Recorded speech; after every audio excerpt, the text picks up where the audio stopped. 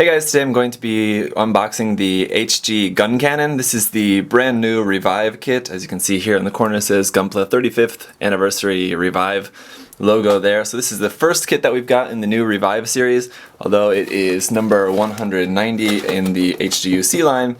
The original Guncannon was maybe the first HGUC, or I forget, maybe it was not the first, but anyway, it was one of the first HGUC kits, so it's really old. I think it's from 1999 if I remember correctly. So this is now 16 years newer. It looks really nice. I've never really been a fan of the design of the Guncannon, but this one does actually look nice, and I think once it's painted up in some different colors and not looking so the McDonald's then I think it will be a lot better looking. But of course that is just my personal taste. I'm sure a lot of people like it in the standard colors. It is classic and iconic, I guess, but I don't know, even in the anime it was never really my favorite, but that's beside the point. Let's go ahead and get on with the unboxing. Before I get started opening the box, just want to say a big thank you once again to MindFenix Hobby Store, who hooked me up with this kit. And like I said, just you guys, if you're living in Australia, definitely make sure you check them out. I know there's not a lot of places in Australia to get Gunpla for reasonable prices, so definitely check them out. They're going to be a really great resource for you guys there in Aussie land. So let's go ahead and take a look around the outside of the box. So here on the bottom we've got the front and back view of a painted version of the kit. Even though it is painted, it basically looks like it's just out of the box, because I think pretty much everything on the kit is color accurate, so there's not really going to be a whole lot of difference. I mean, and because of the way that this painted kit is a little bit shiny, it pretty much looks like it's just out of the box. I'm sure it's not though, I'm sure it is painted, but it does look like that anyway. Action here, you can see up on an action base, it's going to look pretty nice. It's a good way to show off the new articulation that they've got in the Revive kit here, and then of course it can do the iconic pose there, kind of down on his hands and knees using the cannons, and the hands are especially made for doing this pose, so that's nice.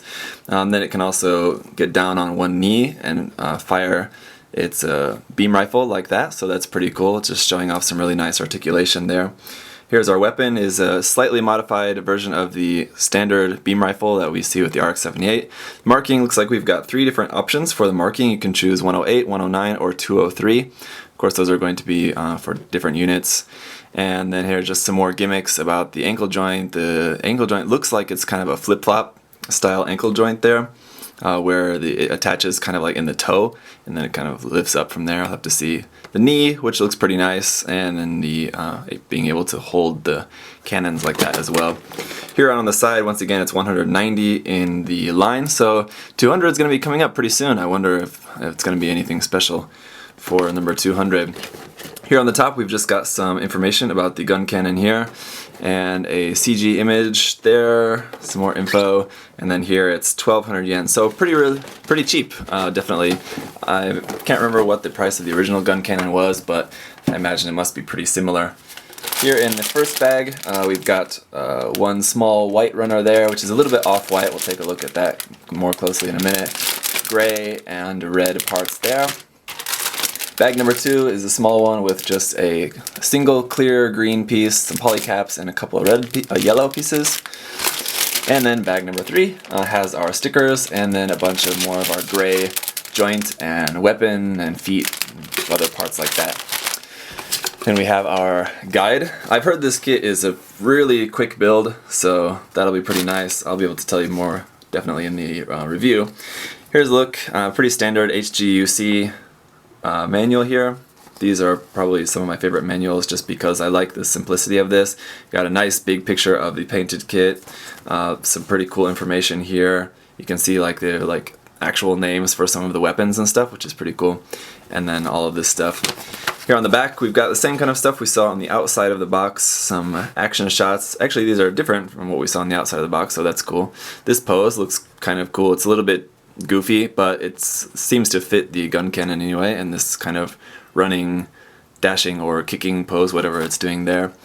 And then some more here about the markings as well. This pose on his hands and knees, and that same image we saw on the outside. Here's our color guide. It's not going to be straight red, straight yellow. The white does say pure white, 100%, but it does have a couple of drops of something else. It says pale green and then yellow to make it into that sort of just barely off-white color that these parts are actually already molded in, but we'll see that more in a minute. And then just 100% silver and then a little bit gray mix there. Inside, some more about the mobile suit once again. Here's a nice detailed picture of the head there, nicely painted with the Vulcans painted there and some painting behind the clear piece. And then just some nice big photos there. So really nice looking manual so far, that's good. And here's our parts list. Not going to be a whole lot there. As we saw, there's not very many runners to this kit. And it looks like the only X'd out part is going to be one polycap. So very, very few things left over when you're done. So that's also always good. Construction is going to start off with the body first and going through that, then the backpack, which is also pretty simple. The head, just a couple steps there, then on to the arms. We're going to be building the right arm first and then moving on to the left arm. As you can see, all the construction looks pretty simple, but as long as it does what it needs to do well, then that's what counts. So I think that's what they're going for with the Revive line. Going on with the legs, and then the waist is going to be last before we move on to our color page here at the end, where we're putting it all together and then assembling the weapons or weapon, which is just the beam rifle there, and then how to mount that, and then how to switch out the hands to do this pose if you want. So let's go ahead and take a closer look at the runners.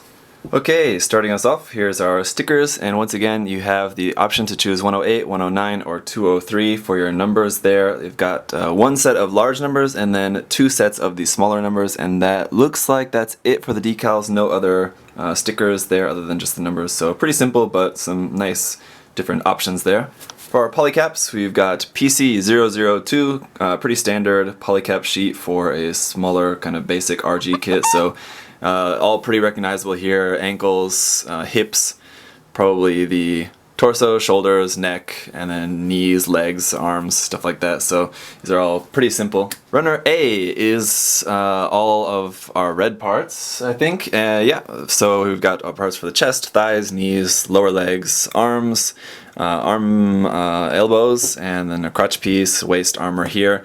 It's all going to be there. It looks very nice, some nice small details on there, although the Guncannon of course is going to be pretty basic in like its details, but there are a handful of nice little ones on there. Interestingly, these runners are marked as HGUC 190, 1144 scale Guncannon. So that's the first time I think I've ever seen the like HGUC number there on a runner, and I guess it's just because they can't put HG 1144 scale Guncannon because that would be the original one, so they have to put HGUC 190. Just kind of something cool, interesting. It's always interesting to see some unique stuff on the runner markings there. Then we have runner B1, and like I was saying before, this is not perfectly white, it's actually slightly off-white. It's in that kind of a little bit greenish white, which was like the color of the white for the Guncannon and the GM from the original anime, and so like usually the original GMs are molded in this color to be accurate to that.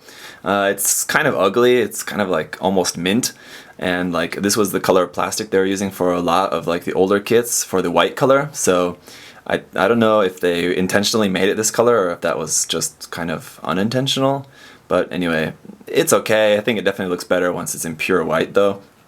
Then runner B2 is another small runner here, which is just 3 yellow parts for the chest and the sight for the camera, and then 1 yellow piece which I think is on the crotch, is that right? Yes, that's right.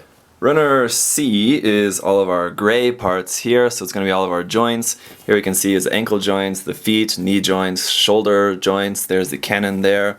And runner C is doubled, so we have 2 of these, so these are going to be basically everything that's going to hold everything else together. Then we have runner D, which is the last of our joint parts here on the side, the waist parts there for the hip joint, and then our hands and parts for the beam rifle and the backpack on here. And finally, runner E is just a very, very small runner here with 1 clear greenish bluish kind of clear aqua blue, teal. Anyway, this is the part for the visor, and that's it. So, as you can see, not really a whole lot in there. It should be a very, very quick and easy build. 1,200 yen definitely seems like an adequate price for this because there's really not a whole lot in there. But it does look like it's going to be a very, very nice kit once it's done. It's a simple design, so you don't really need a whole lot to really make it do what you want it to do very well. So, looking forward to seeing how this goes. And then I'll be looking forward to taking a look at the Revive version of the RX-77-2 Gundam once I get that. So, thank you guys for watching. And if you have any questions, comments, leave those below. Otherwise, I'll see you next time.